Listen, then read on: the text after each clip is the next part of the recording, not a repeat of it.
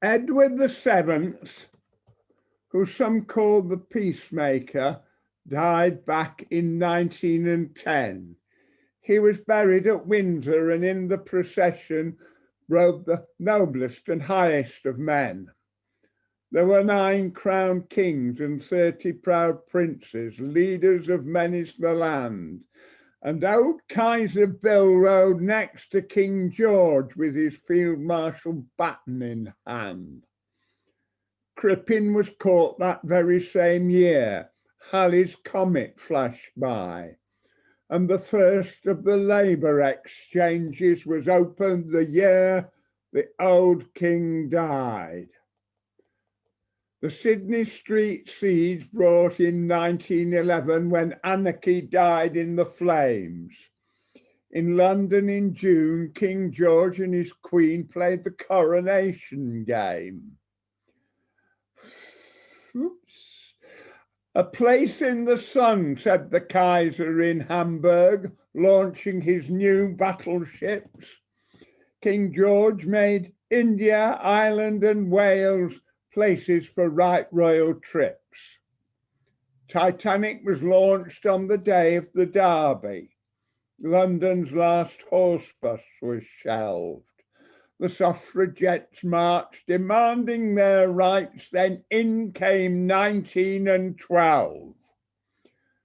Jack Judge went down to West Bromwich town to welcome a brand new year.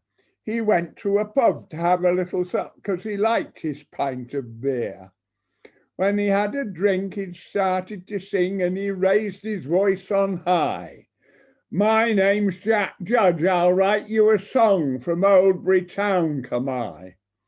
Now a Birmingham man who was standing near and heard what Jack did say, £1 a penny, he said to Jack, you can't write a song in a day.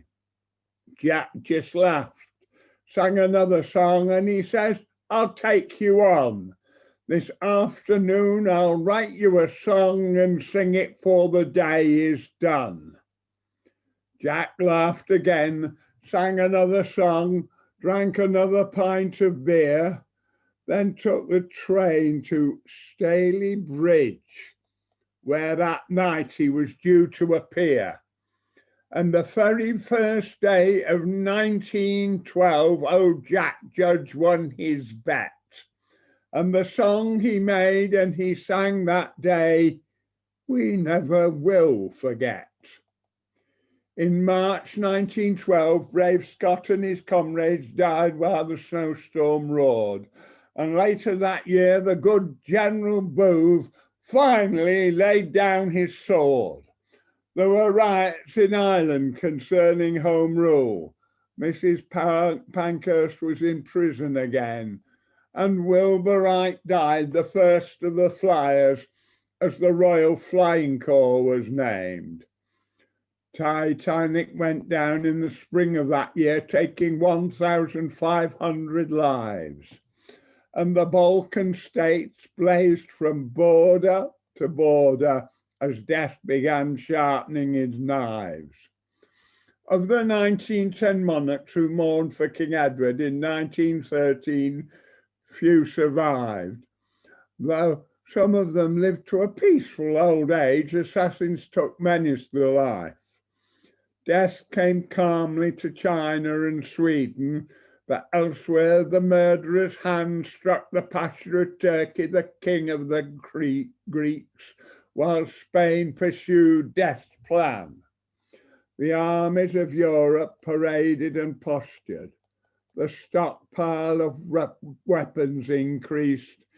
At The Hague, as if in grim desperation, they opened the Palace of Peace.